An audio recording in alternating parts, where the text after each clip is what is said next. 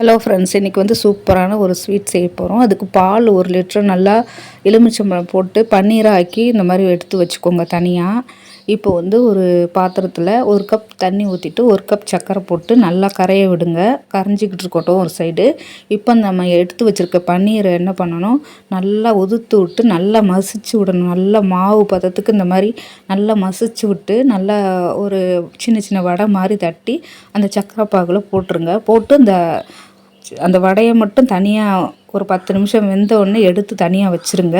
இப்போது 1 லிட்டர் பாலை ஊற்றிட்டு அதில் கொஞ்சம் ஏலக்காய் பொடி, குங்குமப்பூ போட்டு நல்லா கலந்துட்டு மீதம் இருக்க சர்க்கரை பாகு தண்ணி அதிலே ஊற்றி நல்லா கலந்து திக்காக வர வரைக்கும் கலந்துருங்க. தனியாக நம்ம வேக வச்சுருக்கோம் இல்லையா பன்னீர் வந்து வடை மாதிரி செஞ்சு சர்க்கரை பாகில், அதை மட்டும் தனியாக அதில் ஒரு கிண்ணத்தில் போட்டுக்கோங்க.